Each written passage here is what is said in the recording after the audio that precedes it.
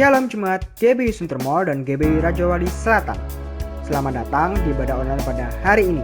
Kami semua berharap jemaat sekalian dalam kondisi baik dan sehat selalu. Berikut adalah pengumuman untuk seminggu ke depan. Untuk setiap jemaat dan jiwa-jiwa yang rindu untuk menabur dan memperluas pekerjaan Tuhan, kita semua dapat menabur pada nomor rekening yang tertera di layar. Yuk, sama-sama kita menabur. Hai anak-anak Generation of Change. Jangan lupa ya, kalau setiap hari Minggu kita ada online service jam 10 pagi. Kita tunggu loh. We are GOC. Shalom Bapak Ibu Saudara yang dikasihi Tuhan. Mari kita akan bersama-sama membaca Mazmur 91 untuk membangkitkan iman percaya kita bahwa perlindungan hanya ada di dalam nama Tuhan Yesus Kristus.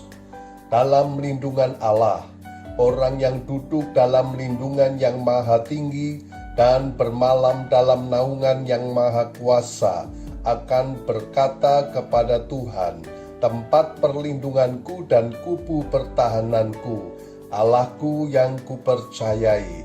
Sungguh, Dialah yang akan melepaskan engkau dari jerat penangkap burung, dari penyakit sampar yang busuk.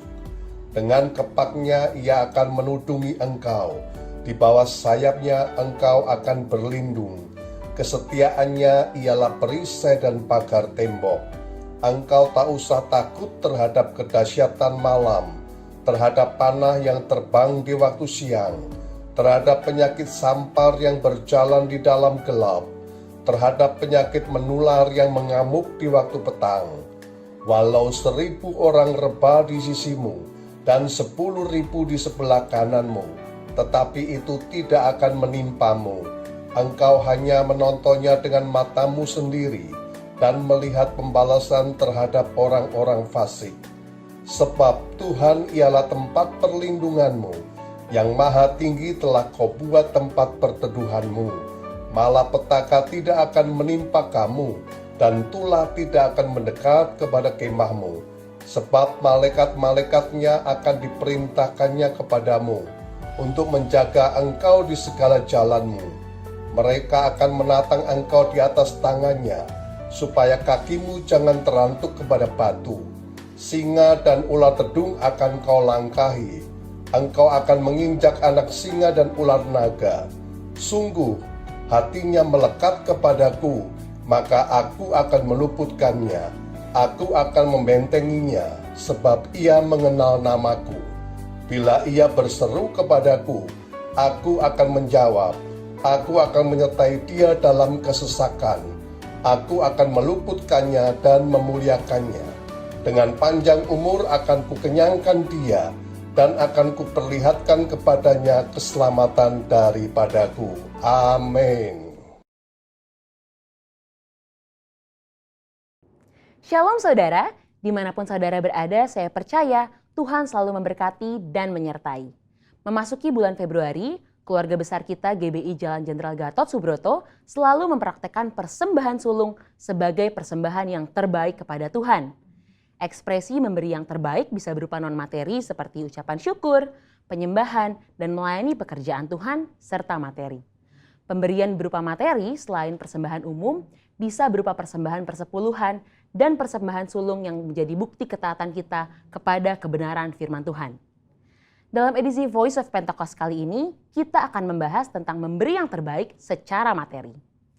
Dalam konteks Matius 7 ayat 9-11, Tuhan Yesus membuat sebuah komparasi antara pendengar pada waktu itu yang disebut dengan istilah kamu yang jahat dengan Bapamu yang di sorga.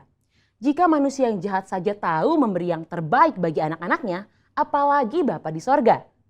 Dalam hal memberi, Bapa Sorgawi memiliki sebuah standar, yaitu yang terbaik. Ini terbukti dari Bapa yang telah memberikan anaknya yang tunggal untuk menebus manusia dari dosa sebagaimana dicatat dalam Yohanes 3 ayatnya yang ke-16. Mari kita simak pembahasan persembahan dalam Perjanjian Lama terlebih dahulu. Kata persembahan dalam bahasa Ibrani berarti minkah, yang artinya hadiah, pemberian, atau korban. Dalam kitab Kejadian kita melihat contoh para patriark dalam memberikan persembahan kepada Tuhan, seperti Kain dan Habel, Nuh, Abraham, dan Yakub. Ada dua prinsip persembahan dalam era sebelum berdirinya kemah suci. Yang pertama, persembahan merupakan inisiatif pribadi sebagai respon si pemberi persembahan akan kasih, berkat, penyertaan, serta perlindungan Tuhan. Yang kedua, persembahan diberikan berdasarkan hubungan pribadi si pemberi persembahan dengan Tuhan. Setelah berdirinya kemah suci, Tuhan memberikan hukum-hukumnya yang mengatur berbagai jenis korban sebagai persembahan. Walaupun jenis korban dan tata cara diatur berdasarkan hukum, aturan tersebut menjadi sarana yang memperjelas dalam hal memberi persembahan. Sehingga persembahan yang diberikan tepat seperti yang dikehendaki Tuhan. Bagaimana dalam Perjanjian Baru? Ada 3 pesan penting yang dapat kita pelajari dari Maria mengenai memberi yang terbaik. Yang pertama, mereka yang memiliki hubungan yang berkualitas dengan Tuhan umumnya memiliki standar yang tinggi dalam memberi, yakni senantiasa berupaya memberikan yang terbaik. Dalam Yohanes 12 ayat 1-8, Maria mempersembahkan setengah kati minyak narwastu murni dan menyeka kaki Yesus dengan rambutnya. Harga minyak narwastu itu adalah 300 dinar dan kita tahu bahwa 1 dinar adalah upah sehari orang bekerja. Jadi Maria menuangkan minyak yang harganya hampir sama dengan 1 tahun upah orang bekerja. Wow, sungguh sebuah persembahan yang terbaik. Yang kedua, mereka yang tidak memiliki hubungan yang berkualitas dengan Tuhan hanya dapat memahami pemberian sebagai sebuah hukum yang tertulis. Ketika yang lainnya sudah dengan tekun dan setia mengembalikan persepuluhan, mereka masih sibuk menggali tentang apakah persepuluhan ini benar alkitabiah. Maria tidak pusing dengan apa kata orang. Dia langsung menuangkan minyak tersebut bukan karena aturan, tetapi karena ada hubungan yang personal dengan Yesus.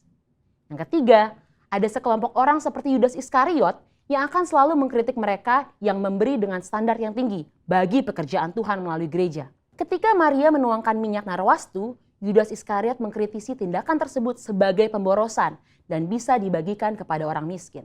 Alkitab mencatat Yudas berkata seperti itu bukan karena memiliki belas kasihan, tetapi karena ia sering mengambil uang kas pelayanan Yesus. Dari sini kita belajar bahwa memberi bukanlah soal finansial, tetapi soal hati. Orang yang mengasihi Tuhan akan mengekspresikannya lewat perbuatan dan tindakan, seperti yang digambarkan dalam hukum yang pertama dan terutama. Kasihilah Tuhan Allahmu dengan segenap hatimu dan dengan segenap jiwamu dan dengan segenap akal budimu, dan kasihilah sesamamu manusia seperti dirimu sendiri. Ketika kita mengalami kasih yang besar dari Yesus seperti Maria, maka kita hanya akan memiliki satu standar dalam memberi, yaitu yang terbaik. Ini karena kita tahu dan sungguh sadar bahwa sebesar apapun pemberian yang bisa kita berikan, tidak akan mampu membalas apa yang sudah Tuhan Yesus lakukan di dalam hidup kita.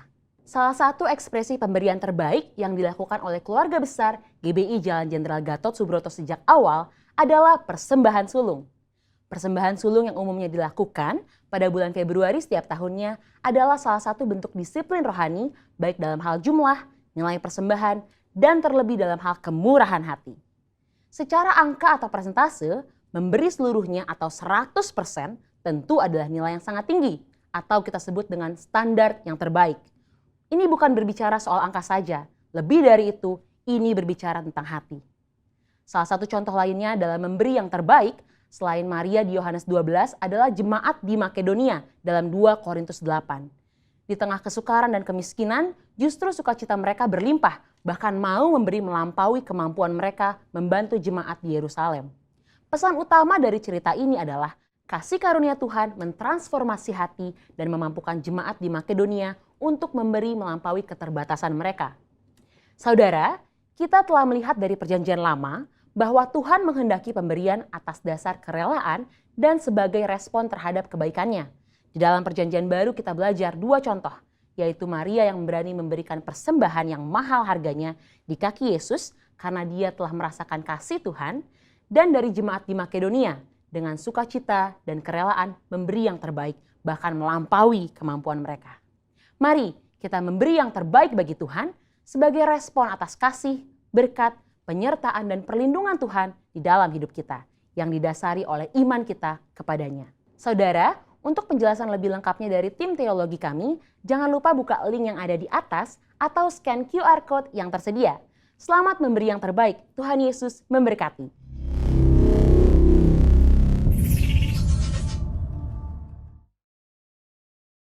Puji nama Tuhan. Shalom Bapak Ibu yang dikasih Tuhan Yesus. Shalom, shalom GB Sutermol. Shalom GB Raja Wali Selatan. Puji nama Tuhan. Kembali kita hari ini bersama-sama untuk kita menyembah Tuhan, memuliakan dan meninggikan Tuhan Yesus. Mari sama-sama satukan hati kita berdoa. Tangan kami terangkat kepada Engkau ya Tuhan. Roh Kudus, kami merindukan-Mu. Kami haus akan Engkau. Lawat setiap kami Tuhan. Di mana saja umat-Mu berada. Jamah. Penuhi kami Roh Kudus. Sembuhkan yang sakit. Bebaskan yang terikat. Pulihkan setiap hati. Kami berdoa di dalam nama Yesus. Haleluya, haleluya. Amin.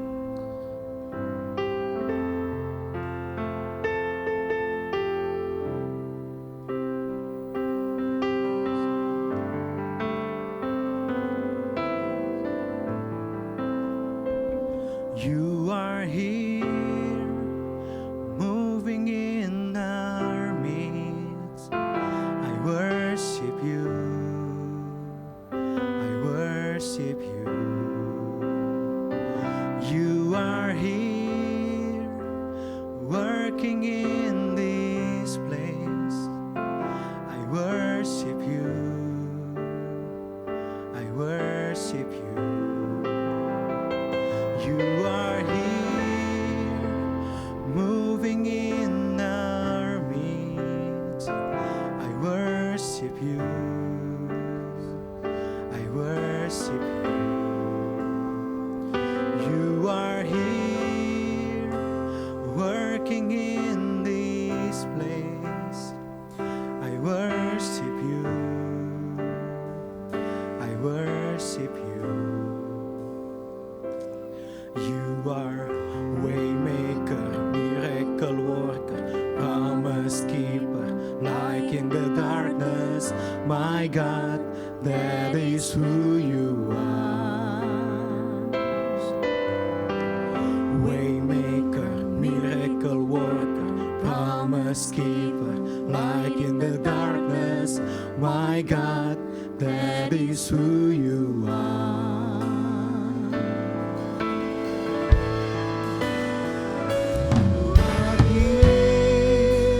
Moving in our midst, I worship you.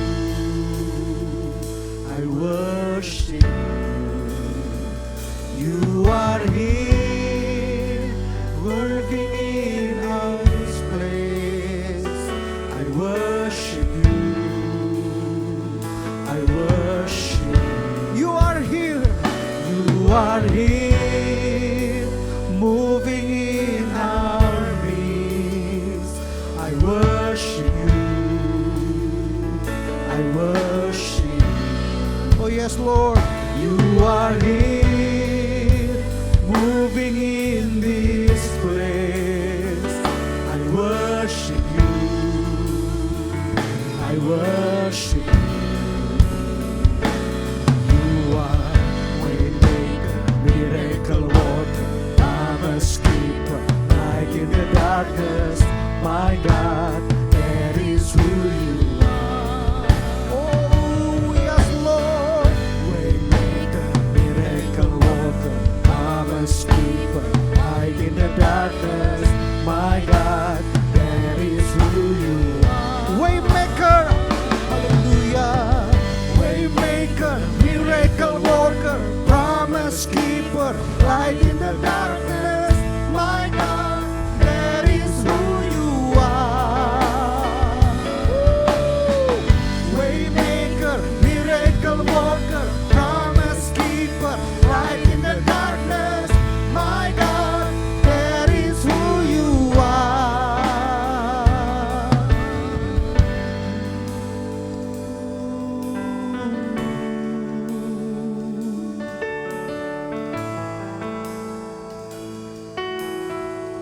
Kami angkat tangan kami Tuhan. You are Waymaker, miracle worker, promise keeper, light in the darkness. My God, that is who you are.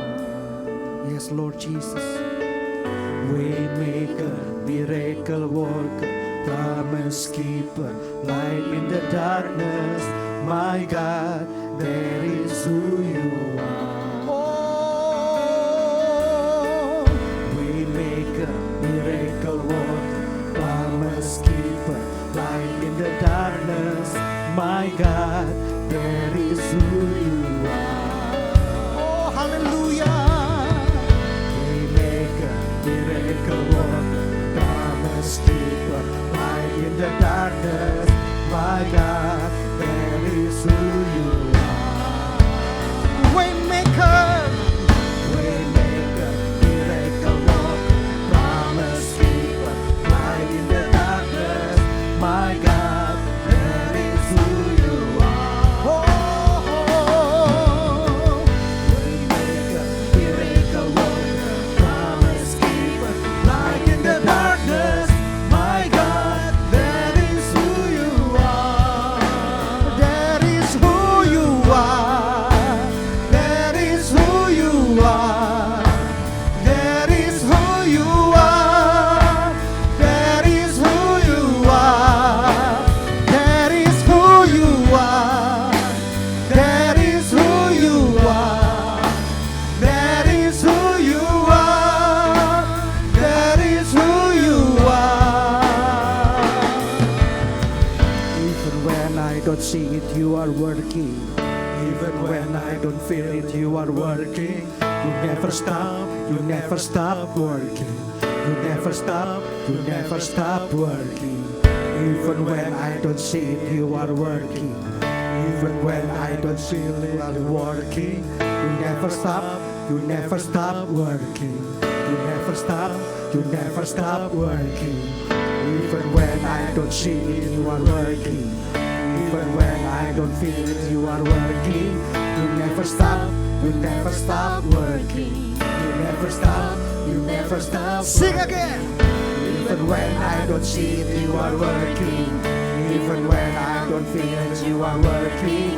You never stop, you never stop working. You never stop, you never stop working. Even when I don't see it, you are working.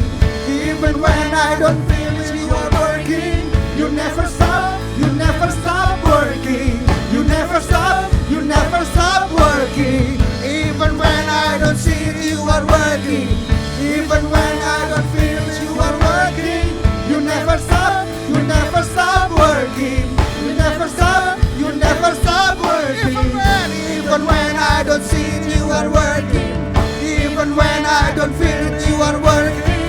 You never stop, you never stop working. You never stop, you never stop.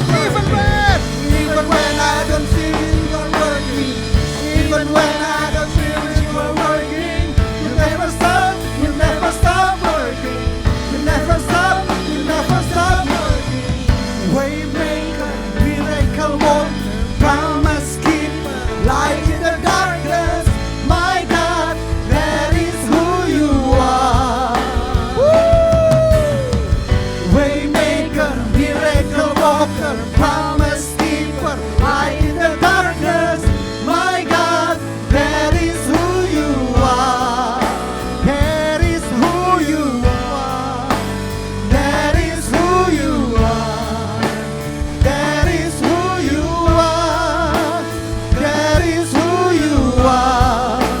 That is who you are. That is who you are. That is who you are. That is who you are.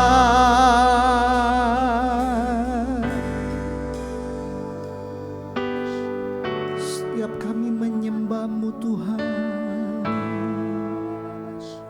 kami percaya Engkau bekerja, Roh Allah bekerja melawat setiap hati. Mari angkat tangan di mana kau berada. Sembah dia. Kirala balala shikarala maralabu.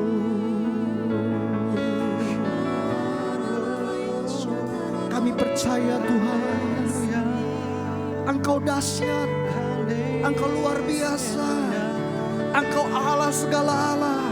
Namamu nama di atas segala nama. Namanya di atas dari segala nama masalah saudara. Namanya di atas dari segala penyakit saudara. Namanya nama di atas segala nama. Mari percaya, mari menyembah Shandara Labo.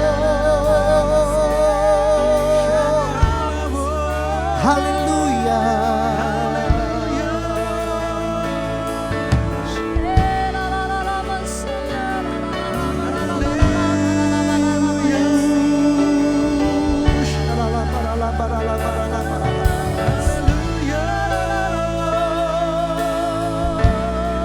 Lawat setiap kami ya Tuhan, sama gerejamu, jama umatmu. Kirala maralamos.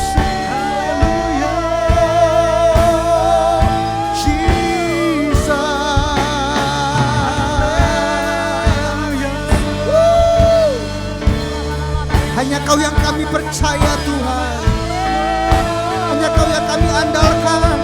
Shikarala barala barala barala barala, shikarala barala barala barala barala barala barala, shidi karala barala bo.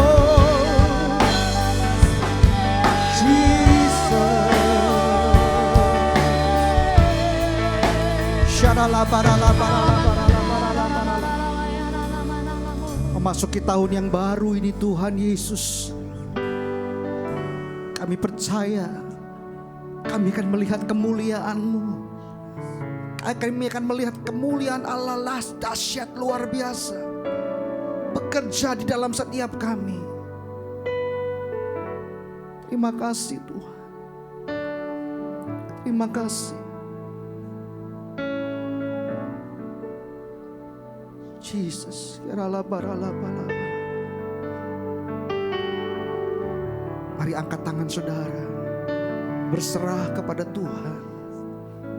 Serahkan hari depanmu, hari esok kepada Tuhan. Dialah Alfa dan Omega. Syaralabala.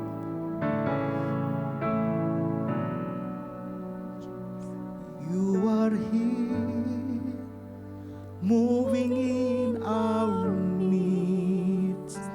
I worship you, I worship you. You are here, working in this place. I worship you, I worship you. You are here. You are here. Touching every heart. Touching every heart. I worship you. I worship you. You are here. You are here. Healing every heart. Healing every heart. I worship you. I worship you. You are here. You are here, moving in our midst. I worship you. I worship you. You are here. You are here, working in this place. I worship you. I worship you. You are here. You are here, touching every heart. Touching every heart. I worship you. I worship you. Oh yes, Lord. You are here, healing every heart. Healing every heart. Jesus. I worship you. Hallelujah. I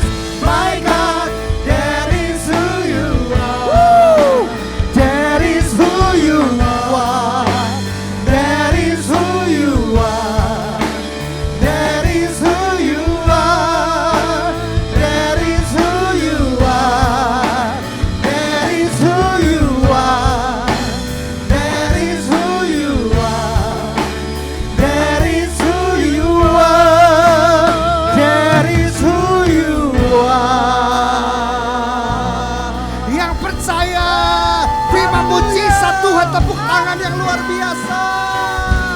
Haleluya.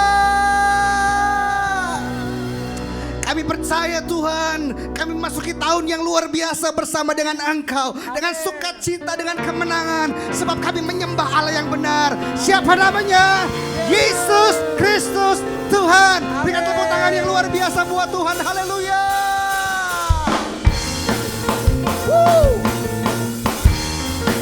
Mari Bapak Ibu Saudara, tepuk tangan buat Tuhan kita yang luar biasa.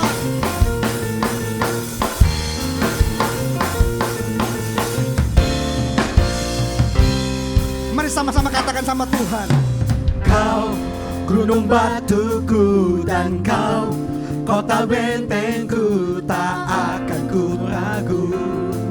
Kau menjamin hidupku, kau keselamatanku, dan kau yang membelaku, tak akan ku takut. Kuasamu di dalamku, walau bagaimana di dalam hidupku ini. Namun apa? Namun tanganmu Tuhan mengangkatku tinggi. Kau Tuhan yang benar, tak pernah tinggalkan. Dahulu, sekarang, selamanya, janjimu tak berubah. Kau Alfa dan Omega, awal dan akhir. Semesta alam memuja Engkau Tuhan yang benar. Engkau Tuhan yang benar. Haleluya. Mari sama-sama katakan. Kau gunung batuku dan kau kota bentengku, tak akan ku ragu. Kau menjamin hidupku, kau keselamatanku, dan kau yang membelaku, tak akan ku takut. Kuasamu di dalamku, walau badai menerpa di dalam hidupku ini. Namun apa saudara? Namun tanganmu Tuhan mengangkatku tinggi. Kau Tuhan yang benar, tak pernah tinggalkan. Dahulu, sekarang, selamanya, janjimu tak berubah.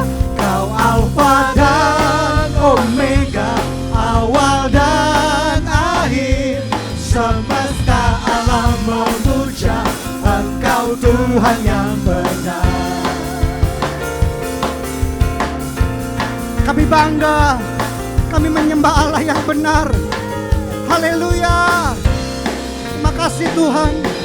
Walau badai menerpa di dalam hidupku ini, namun tanganmu Tuhan mengangkatku tinggi.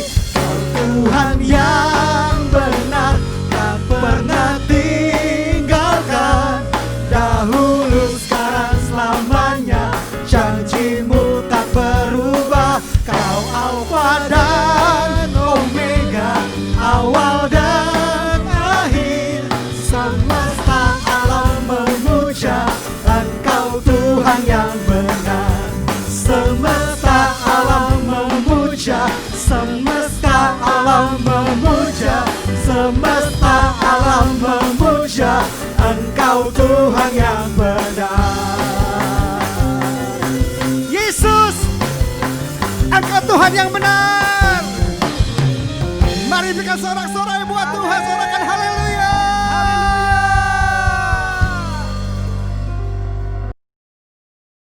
Apa yang dimaksudkan dengan Pentakosta ketiga? Pentakosta ketiga adalah pencurahan Roh Kudus yang dahsyat di zaman now, melebihi yang terjadi di Azusa Street. Pentakosta ketiga akan mengakibatkan penuaian jiwa yang terbesar dan yang terakhir sebelum Tuhan Yesus datang kembali. Pentakosta ketiga akan membangkitkan generasi Yeremia, yaitu anak-anak muda yang dipenuhi Roh Kudus, cinta mati-matian kepada Tuhan Yesus, tidak kompromi terhadap dosa, dan akan bergerak untuk memenangkan jiwa. Pentakosta ketiga lahir di Indonesia dan bergerak ke bangsa-bangsa. Gerakan ini dari timur ke barat dan akan kembali ke Yerusalem. Pentakosta ketiga akan memberikan kuasa untuk menyelesaikan amanat agung, dan setelah itu Tuhan Yesus datang kembali. Shalom, jemaat GB Sutermol dan GB Rajawali Selatan. Sebelum kita mulai firman Tuhan, kita akan berdoa. Bapa di sorga, dalam nama Tuhan Yesus, terima kasih buat berkat berlimpah yang boleh rasakan sampai hari ini.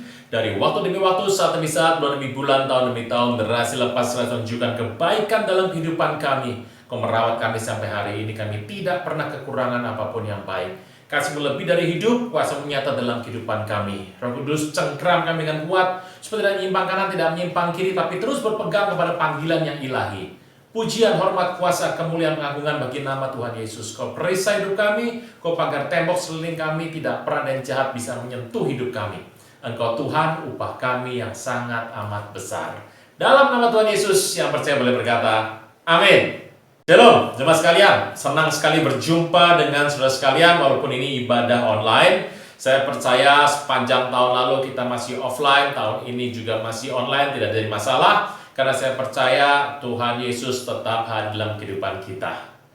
Tidak terlambat mengucapkan selamat tahun baru, karena ini baru berjalan 10 hari. Saya percaya bahwa dengan semangat yang kuat, dengan hati yang menyala-nyala, kita menapak di tahun ini karena kita sudah berlatih selama tahun yang lalu tentang semua goncangan yang terjadi. Seluruh muka bumi sedang mengalami hal yang sama, dan kita semua sedang berjaga-jaga, waspada mengenai semua yang terjadi. Jangan takut, jangan khawatir, tetap percaya kepada Tuhan. Nah, memasuki tahun ini, saya percaya baru sudah mendengar tentang visi yang Tuhan berikan kepada wadah kita melalui gembala pembina kita tentang tahun integritas, di mana kita akan belajar sebagai anak-anak Tuhan untuk memperhatikan bagaimana cara kita hidup. Banyak sekali kita mendengar khotbah, pengajaran, seminar, pembekalan apapun, tapi terkadang kita tidak punya cukup banyak waktu untuk menerapkannya. Padahal sebagai orang percaya, kita mendengar dan melakukannya adalah sebuah siklus yang terus akan terjadi. Nah, saudara Tuhan, saya percaya bahwa kita sedang memasuki masa yang indah hari-hari ini, di mana kita diminta jadi pelaku firman. Dan biarlah buah roh kita terus tumbuh, dan biar Roh Kudus mengajar kita senantiasa, memimpin kita, menuntun kita, supaya kita tahu apa yang kita harus buat di waktu-waktu ini. Saudara Tuhan, saya percaya menjadi seorang percaya adalah dipisahkan. Alkitab berkata bahwa apabila engkau mengerti soal kebenaran, kebenaran akan memerdekakan hidup kita. Hidup Anda dan saya. Merdeka artinya apa sih? Dipisahkan dan itu dilepaskan. Pola yang pertama di mana keselamatan itu ada 3 tahap. Yang pertama adalah justifikasi, pembenaran, kita ditebus dengan darah Tuhan Yesus, kita dikuduskan, dan kita mengalami pemuliaan. Nah, bicara mengenai penebusan, kita dipisahkan. Kita membuka firman Tuhan sebentar.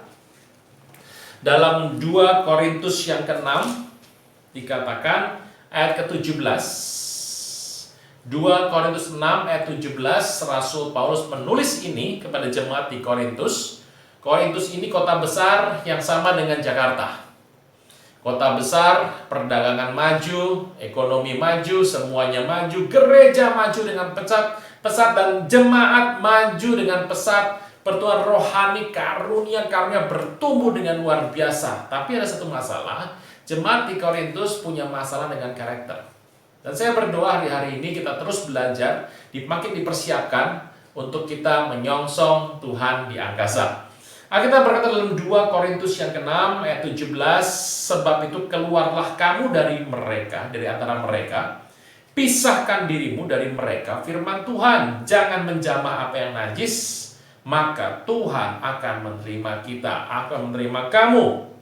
Aku akan menjadi bapamu, kata Tuhan, kamu menjadi anak-anakku laki-laki dan anakku perempuan, demikian firman Tuhan yang maha kuasa. Ini firman yang maha kuat dan maha kuasa, besar. Tuhan kita menyatakan firman ini supaya kita keluar dan memisahkan diri. Memisahkan diri, eklesia, gereja itu eklesia, ditarik keluar. Apa sih arti untuk merdeka, pisah dari segala hal? bicara kata kudus. Kudus itu bukan suci. Suci itu ya orang bilang kalau suci itu bersih. No, kudus, kadosh artinya adalah separate, dipisahkan. Dipisahkan. Nah, dari apa dipisahkan? Dari semua yang duniawi.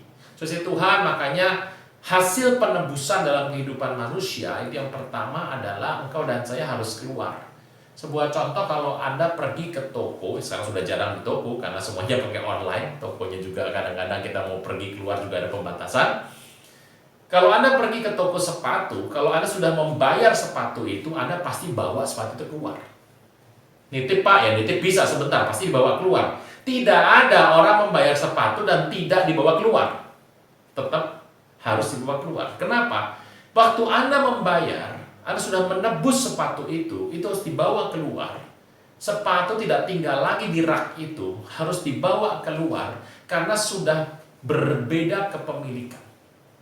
Nah, konteks kata penebusan yang pertama bahwa engkau dan saya harus keluar.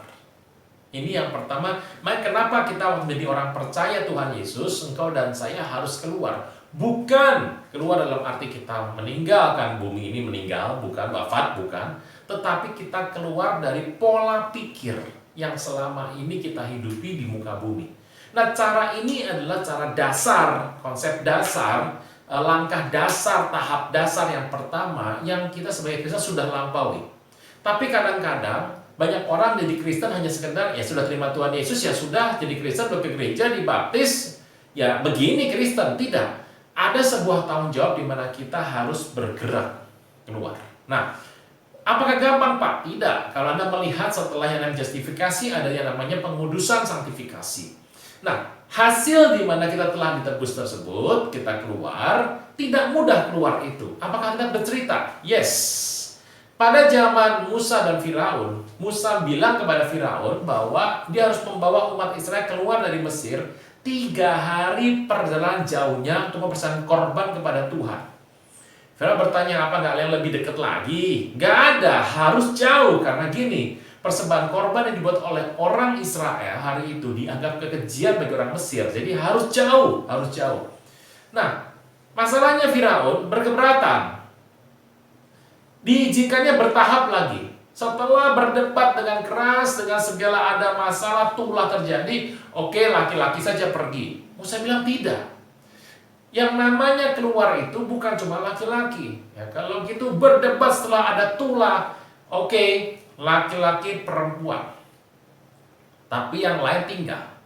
Musa tidak mau, maunya laki-laki, perempuan, anak-anak, plus kambing, domba, onta, keledai, kuda, lembu semua dibawa, harta benda. Firaun keberatan. Tidak. Kamu pergi saja manusia, harta tinggal. Musa tidak mau, minta dibawa semua sampai tulahnya terakhir, tulah ke-10. Akhirnya Firaun melepas mereka pergi. Apa sih prinsipnya? Waktu engkau dan saya keluar dari yang namanya pola pikir dunia, itu bukan cuma kita, tetapi juga semua yang ada dalam kendali yang Tuhan percayakan dalam kehidupan kita, itu harus keluar semua, termasuk uangmu, termasuk pola keuangan, pola aset, semuanya harus keluar. Itu penebusan, itu pola pikir manusia plus keluarnya sekeluarga semuanya. Saudara Tuhan, hal ini yang kita harus sadari bahwa PL dan PB adalah sebuah kisah yang berurutan. Ini bukan berdiri sendiri, PL sendiri, PB sendiri, tidak. Tapi ini sebuah cerita, apa yang ada di PB itu semua pernah diceritakan dalam sebuah simbol di PL. Jadi PL itu bayangan tentang apa yang terjadi di PB. Saudara Tuhan, itu bisa yang kedua. Jadi nggak mudah, keluar itu nggak mudah. Ada sebuah proses di sana. Dan saya percaya kalau saya sedang melakukan proses ini. Dan dalam proses inilah membuat kenapa buah roh kita muncul. Tahun ini kita belajar bukan cuma mendengar. Oh, saya ngerti Bapak ngomong begini. Bukan. Tetapi kadang-kadang saya sudah pernah bilang tadi bahwa kita mengerti, kita mendengar, kita paham. Tapi kita kelihatannya tidak punya cukup waktu untuk menerapkan. Saya bersuka cita bahwa dengan kondisi pandemi ini ada sering banyak mendengar khotbah di YouTube, khotbah di online, khotbah di digital. Tapi kadang-kadang too much information. Kita tahu mungkin sama buruknya dengan kurang informasi. Apa artinya? Kita dijejali dengan pemahaman-pemahaman yang begitu luar biasa, tapi kita tidak bisa menerapkan aplikasinya dalam kehidupan sehari-hari, tidak cukup waktu, atau memang dianggap sudah paham. Nah, ini yang kita harus ubah tahun 2021, tahun integritas. Saudara Tuhan, yuk, nomor 3. Nah, setelah kita keluar dengan tidak mudah tadi, berikutnya yang terjadi adalah kita berjalan di padang gurun. Pak, kenapa nggak langsung jalan yang emas, jalan yang enak, yang subur, yang hijau? Tidak, kita berkata bahwa masuk padang gurun. Untuk apa? Mengikis, mengerat, memotong pola pikir perbudakan yang pernah ada, dan itu butuh waktu. Makanya saya percaya bahwa satu firman Tuhan itu nggak boleh dilanggar. Ada satu kata yang mungkin sering dilanggar di firman Tuhan, dikatakan bahwa orang yang baru bertobat tidak bisa menduduki sebuah posisi tertentu di rumah Tuhan. Ini akan berdebat panjang dengan begitu macam perdebatan, dengan pendapat-pendapat, tapi kita berkata, tidaklah seorang pendidik jemaat bukanlah seorang yang baru bertobat. Nah, itu firman yang sangat mungkin satu kata, simple, ada di PB dan tersembunyi. Gak gampang orang cari, orang baru cari, dan juga mungkin jarang dikotbahkan. Tapi saya beritahu Bapak Ibu, satu hal seperti ini dilanggar akan merusak tatanan. Dan kita kadang-kadang melanggar ini. Mungkin dulu, kan sudah tahun yang baru sekarang. Ya, sudah selamat tahun baru hari ini. Kadang-kadang pelanggaran yang kecil, ya nggak apa-apa lah. Orang ini kelihatan buahnya baik dan dia orang berada, dan kelihatannya dia juga punya cukup gelar dan kepinteran. Akibatnya dengan cepat firman Tuhan dilangkahi. Saudara Tuhan, berbahaya sekali. Ada sebuah proses yang harus berjalan di sana. Di padang gurun berjalan dan mengalami secara jasmani kehidupan diubahkan, jiwani dan spiritual. Nah, karena kehidupan setelah keluar dari Mesir, ada di padang gurun, pakai tenda. Makanya orang Yahudi ada perayaan yang namanya Sukkot, di mana mereka tinggal di tenda-tenda. Kenapa sih? Untuk mengingat keluar dari Mesir. Nah, bicara mengenai tinggal di tenda, Bapak Ibu, ini bicara mengenai kita sebagai orang percaya, itu adalah pelancong. Apa arti pelancong? Tidak tinggal lama. Gitu. Akibatnya, selama di muka bumi ini kita harus ingat, kita tidak akan lama di muka bumi ini. Dan kita sudah mendengar kabar-kabar sepanjang tahun yang lalu, bahkan sampai awal tahun ini, beberapa hamba Tuhan selesai bertugas. Saya percaya bahwa setiap orang punya tugas masing-masing dari Tuhan dengan waktu masing-masing, dan biarlah Tuhan yang menentukan segala hal. Saudara Tuhan, dari sini kita mengerti bahwa apa sih tujuan dari kehidupan kekristenan. Saya ternyata sudah mengerti dan sudah mendengar ini berkali-kali. Kekristenan disebut kuat. Rumah Tuhan, gereja, lembaga, sebuah institusi dibilang kuat dan dibilang melakukan kehendak Tuhan. Eklesia dipanggil keluar apabila ada sebuah siklus perputaran, siklus yang namanya tongkat estafet yang terus akan berganti. Alkitab berkata, pergilah jadikan semua bangsa murid. Baptis mereka dalam nama Bapa dan Roh Kudus, dan ajar mereka melakukan segala sesuatu yang Tuhan perintahkan kepada kita semua. Dan ketahuilah setelah 3 hal tersebut, dan Tuhan sertai kita sampai akhir zaman. Nah, dari cerita ini, dari abad pertama, estafet terus bergulir. Ini bicara mengenai sebuah siklus. Saudara Tuhan, sebabnya dari mana saya tahu kehidupan rohani kita sehat atau tidak sehat? Apakah iman kita sehat atau tidak sehat? Apakah pertumbuhan kita sehat atau tidak sehat? Apakah sebuah organisasi sehat atau tidak sehat? Alkitab berkata tentang amanat agung, harus ada sebuah tongkat yang beralih. Saya berdoa bahwa engkau dan saya adalah orang-orang yang pergi, jadikan semua bangsa murid, yang memberitakan kabar baik sampai ke ujung bumi, baru tiba kesudahan. Anda bisa bayangkan bahwa kesudahan itu akan menunggu setelah itu disebarkan sampai ke ujung bumi. Dari sini kita bisa mengerti esensi kekristenan sebetulnya adalah hal seini. Mungkin kita sudah lakukan, tapi mungkin porsinya tidak cukup banyak. Saya berdoa, mengajak. Saya juga diajak oleh diri saya sendiri. Saya berdoa, berkhotbah seperti ini bukan untuk hanya Anda, tapi juga untuk diri saya. Kita sama-sama melangkah menyelesaikan tongkat ini. Karena tugas Tuhan dalam hidup kita harus selesai di zaman engkau dan saya hidup. Sebabnya kenapa sih orang percaya, kenapa kita harus belajar teologi? Ya, supaya kita bisa bicara hal-hal dasar.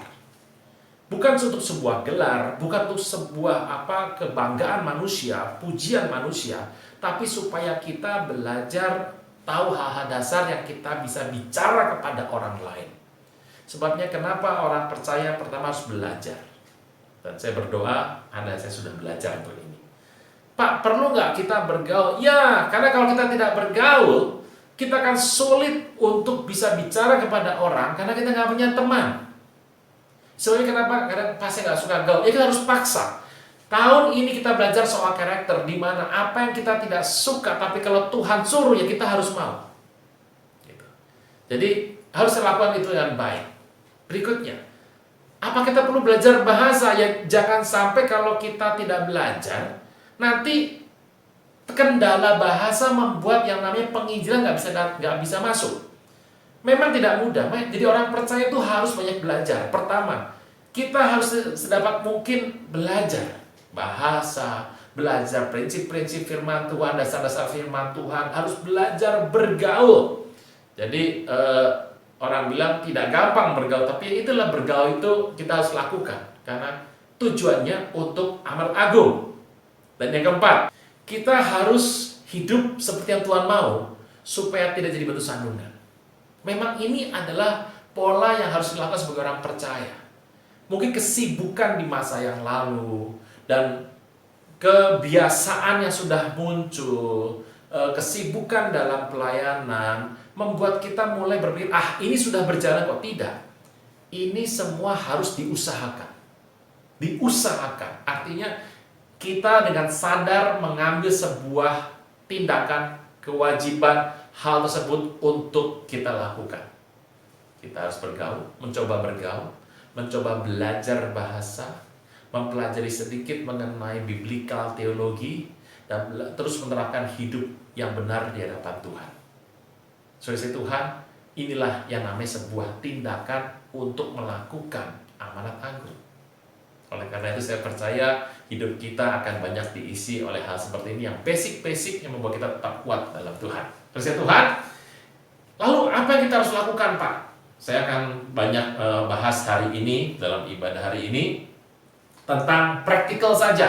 Karena kalau bicara mengenai kekristenan, saya berdoa Anda sudah banyak mendengar soal khotbah teologi.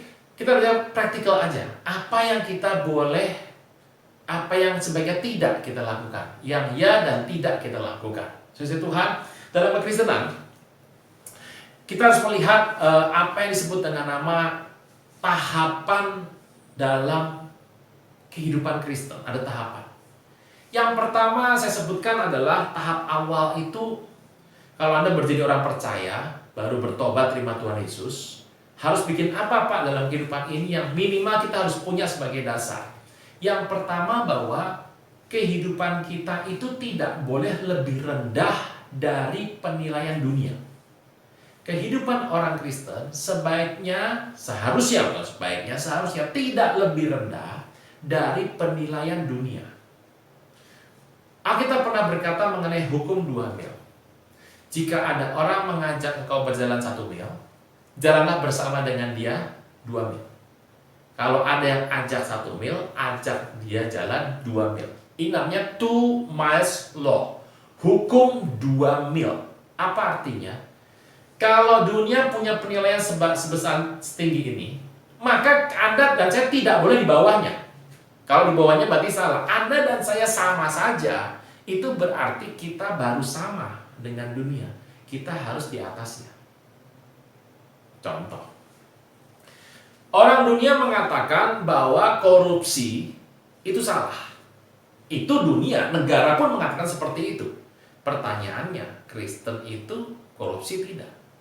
Apabila dikatakan dalam sebuah hukum, korupsi itu salah, Kristen itu korupsi, ada di bawah itu. Nah, ini yang tidak boleh. Jadi, penilaian terhadap kehidupan itu tidak boleh lebih rendah penilaian dari penilaian duniawi. Itu yang disebut dengan nama kekristenan.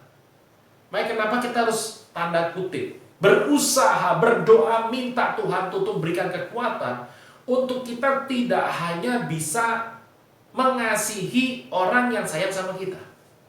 Itu nggak gampang, Bapak Ibu, saya juga tahu itu tidak mudah. Hal-hal seperti ini harus terus dikumandangkan, mendapat porsi lebih di tahun ini, karena kita akan menjadi seorang percaya yang melakukan kehendak Tuhan dan hidup kita penuh dengan buah roh yang manis. Satu, penilaian kita tidak boleh lebih rendah. Sebuah contoh, apa kata orang dunia soal perceraian? Gitu. Nah, jawabannya adalah Kristen itu tahu prinsip, tahu hukum yang ada di dalam dunia. Makanya kenapa kita harus belajar? Supaya tahu hukum, tahu hak Anda, tahu kewajiban Anda. Hukum itu membuat engkau dan saya mendapatkan sebuah pagar keamanan dalam kehidupan bergaul dan bermasyarakat. Nah, kita harus mengerti hukum itu dan ingat, hukum itu orang percaya itu harus tahu supaya dia tidak ada di bawah sana. Penilaiannya harus di atas. Pak, kalau sama gimana? Serupa dengan dunia, harus di atas. Itu yang pertama. Itu tahap yang awal. Ada yang bilang, aduh Pak, awal juga sudah berat, tapi saya percaya jemaat GBI Sutermo sama Raja Wali Selatan bisa melakukan ini dengan perkenan Tuhan. Oke, yang nomor 2 dikatakan adalah Galatia ke-6. Kita buka firman Tuhan dalam Galatia yang ke-6. Ini menarik sekali. Kita buka ayatnya yang ke-14. Galatia 6 ayat yang ke-14. Tetapi aku sekali-kali tidak mau bermegah selain dalam salib Tuhan kita Yesus Kristus, sebab olehnya dunia telah disalibkan bagiku dan aku disalibkan bagi dunia. Aku disalibkan bagi dunia. Jadi kehidupan kita harus menyatakan bahwa kita itu tidak boleh memilih sebuah posisi yang bertentangan dengan Tuhan Yesus. Jadi kalau Tuhan sekarang ada di posisi A, Anda dan saya tidak boleh ada di posisi yang bertentangan dengan A. Nah, kalau Tuhan sudah memilih posisinya adalah yang B, kita tidak boleh memilih negasi B atau lawan dari B. Jadi kita harus hidup di posisi di mana Tuhan ada. Kalau Tuhan sudah memilih di posisinya sebelah sana, kita harus paksa hidup kita ke sebelah sana. Kalau Tuhan ada di sebelah sini, kita harus paksa hidup kita untuk ada di posisi sebelah sini. Intinya kita harus memilih sebuah posisi, karena disalibkan dengan dunia, kita harus pilih sebuah posisi di mana kita tidak bertentangan dengan Tuhan Yesus. Karena kita ini dikenal sebagai Jesus Band. Gitu. Ada lagu yang bagus pada zaman tahun 90-an. We are on the Messiah Band. Kita ini ada dalam bandnya Mesias. Bukan band itu gerombolan artinya. Kita ini adalah timnya, gerombolannya, kumpulannya dari grup yang dipimpin oleh Mesias. Oleh karena itu kita tidak boleh ada bertentangan. Kisah ini menjadi lucu waktu saya satu hari berkhotbah, pulang ini istri saya tanya sama saya, kamu kan suka makan buah? Iya, saya bilang. Di rumah saya ada pohon arah, buah tin arah, dan itu bertumbuh bagus, buahnya enak, manis sekali. Dan istri bilang, kamu kan tahu Tuhan suka dengan buah arah. Iya, saya tahu, Tuhan cari yang namanya buah arah. Oleh karena itu, kamu makan dong buah arah. Waduh, saya ini buah arah ya suka, manis kok, manis suka. Cuma buah arah kan buah Timur Tengah. Selera kan sulit Bapak Ibu. Saya ini walaupun saya ini orang sorga, kelahiran Jawa Bapak Ibu, ya makannya ya pisang, mangga begitu, jeruk. Buah arah ya suka, tapi nggak terlalu favorit sih. Istri bilang, ingat ya kalau Tuhan suka buah arah, kamu harus suka buah arah loh. Iya, saya bilang maksudnya ya nggak cuma yang itu, maksudnya adalah di mana posisi kita hidup secara yang namanya mental gitu, bukan cuma jasmani. Ya coba sih. Ya, saya coba makan buah arah. Bagaimanapun makan buah arah tidak lebih sedap daripada makan pisang. Gak ada hubungannya Bapak Ibu cerita ini. Tapi nomor satu adalah perhatikan. Kalau Tuhan sudah memilih posisi A, pastikan engkau dan saya tidak bertentangan dengan posisi itu. Kenapa? Engkau dan saya sedang melawan Tuhan. Ya kalau Anda ribut sama saya, Tuhan jadi hakim. Lah kalau Anda ribut sama Tuhan, siapa hakimnya? Ini menjadi sulit dalam kehidupan kita. 3. Yang ketiga adalah kita tahu bahwa Roh Kudus dicurahkan secara luar biasa. Dan pencurahan Roh Kudus itu yang luar biasa ini adalah membuat kerohanian kita bisa berapi-api sama Tuhan. Dan tolong mengerti Bapak Ibu, rohani yang berapi-api, redupnya gampang loh Bapak Ibu. Kenapa? Kekecewaan bikin redup, harapan tidak tercapai, goncangan, proses, ujian, pencobaan, kadang-kadang itu melemahkan dengan cepat api kita. Dan ingat, kita harus ada dalam posisi bahwa kita tidak boleh memadamkan kerohanian. Sebuah contoh, untuk kerohanian bisa maju, panas, meledak begitu, itu kita harus sungguh-sungguh sama Tuhan, memuji, menyembah Tuhan, baca firman. Dan saya tahu melakukan itu dengan anugerah Tuhan kita berdoa, mungkin ada waktu yang harus dikorbankan, ada tenaga, daya, dana, upaya yang dikorbankan. Oleh karena itu pastikan engkau dan saya adalah orang yang menjaga api ini, supaya kita tidak menyentuh atau tidak dekat-dekat kepada sesuatu yang berisiko bisa membuat kita suam, dingin, lemah, lesu, letih, lunglai, loyo, lemot, letoy, kan begitu Bapak Ibu. Intinya bahwa untuk berapi-api kita perlu kuat kuasa Roh Kudus dan kita perlu persisten dalam kehidupan ini. Oleh sebab itu, karena untuk jadi berapi-api adalah bukan perkara-perkara yang simple, sederhana. Pastikan kau dan saya memilih sebuah tindakan, sebuah posisi, sebuah pendekatan atau situasi yang tidak beresiko api kita menjadi padam, karena kita ditebus dengan darah Yesus. Pertama, kita tidak boleh lebih rendah dari penilaian dunia. Berikutnya, engkau dan saya tidak boleh berada di posisi yang bertentangan sama Tuhan. Anda bisa bayangkan, barang siapa bercerai, Tuhan membenci perceraian. Nah, banyak orang mengusahakan untuk terjadi perceraian itu. Apa artinya? Dia memilih sebuah posisi untuk dia bertentangan dengan Tuhan. Kalau Anda pernah mengalami ini, minta ampun sama Tuhan, karena tangannya terbuka mengampuni orang yang dengan tulus datang kepada Dia. Yang ketiga, kita ditebus darah Tuhan Yesus. Artinya api rohani kehidupan kita itu akan berkobar. Tidak simpel caranya. Oleh karena itu pastikan kita dengan hati-hati memilih tempat-tempat, situasi-situasi, keputusan-keputusan, orang-orang, pergaulan tertentu yang tidak berisiko untuk membuat api kita padam. Karena Roh Kudus dicurahkan pada kita dalam kehidupan kita secara luar biasa. Yang ketiga. Yang keempat, kita harus mengerti, dikatakan, yuk kita akan lihat firman Tuhan dalam 1 Korintus 6 ayat yang pertama. 1 Korintus 6 ayat yang pertama. Apakah ada seorang di antara kamu yang jika berselisih dengan orang lain berani mencari keadilan pada orang-orang yang tidak benar dan bukan kepada orang kudus? Nah, intinya adalah kehidupan kita harus menjadi orang-orang yang mengerti kondisi. Kita harus menahan diri, mengerti setiap apa yang Tuhan mau buat dalam kehidupan kita. Saudara Tuhan, kita harus menjaga pekerjaan kita, profesi kita, aplikasi kehidupan kita, kegiatan kita, itu tidak boleh membuat kesaksian kita itu berhenti atau terkendala. Jadi pastikan bahwa, Pak, boleh nggak sih Pak, orang Kristen itu buka bisnis pelacuran?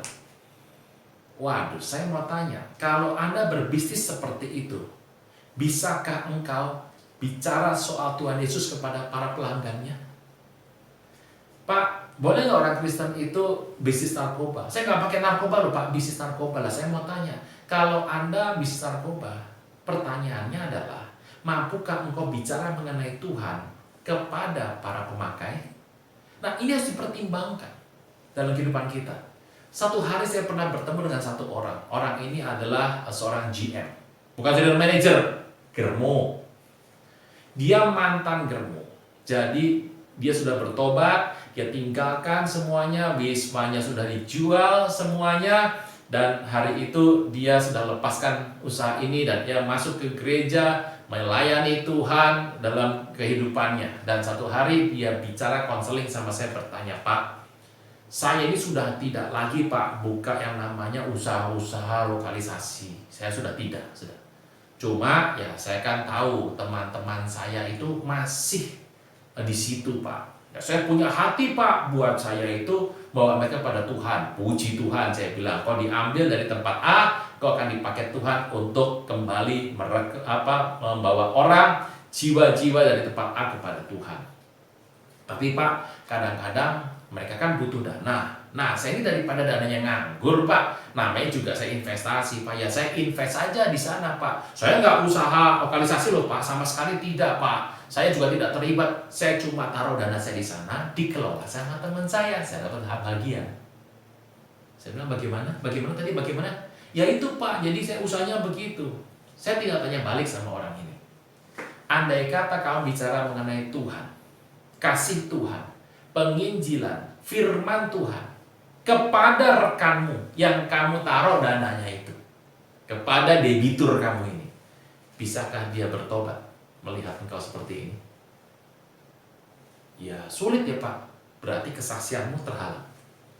Kita tidak boleh membuat tindakan yang membuat kesaksian terhalang. Nah ini sangat fleksibel sekali, setiap kasus beda-beda. Engkau dan saya sebagai orang yang dewasa rohani harus memutuskan sekarang. Sampai di titik mana saya harus berhenti. Sampai di titik mana engkau dan saya harus menarik diri. Di titik mana kita tidak boleh masuk ke tempat itu. Hanya supaya kesaksian kita tidak terhalang. Banyak orang pokoknya yang penting untung. Kesaksian terhalang nanti aja, itu urusan orang lain. Toh masih ada hamba Tuhan lain. Masih ada teman-teman Kristen yang lain. Kadang-kadang saya harus mengasih sorot Bapak Ibu, menyoroti satu hal.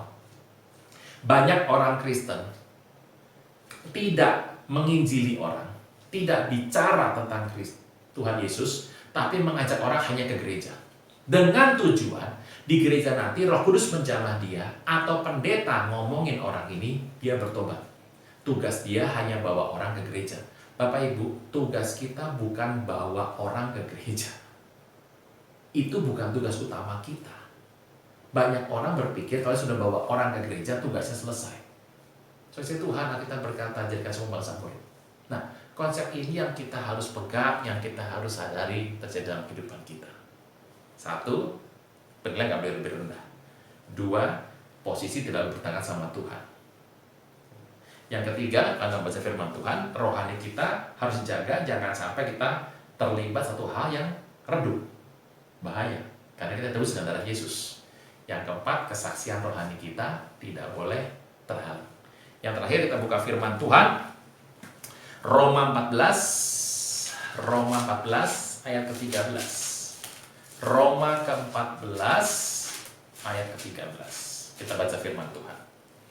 Karena itu janganlah kita saling menghakimi lagi, tapi lebih baik kamu menganut pandangan ini. Jangan kita membuat saudara kita jatuh atau tersandung.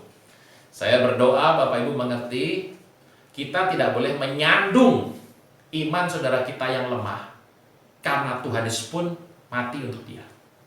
Sebuah contoh, saya seorang hamba Tuhan sedang bertemu dengan teman saya hamba Tuhan satu lift. Kami sedang ngobrol tentang seorang hamba Tuhan lain. Saya dengan teman saya A sedang ngobrol di lift tentang hamba Tuhan B yang sedang mengalami jatuh. Dan kami sedang menyusun strategi bagaimana supaya kami bisa membawa dia kembali kepada Tuhan dan menopang kembali, menguatkan sehingga dia tidak jatuh dan menjadi kecewa dan menjadi hancur. Dan bercerita tentang situasi kejatuhan tersebut. Sambil kami lagi cerita, saya datang cerita, tiba-tiba lift terbuka, masuklah jemaat yang masih baru.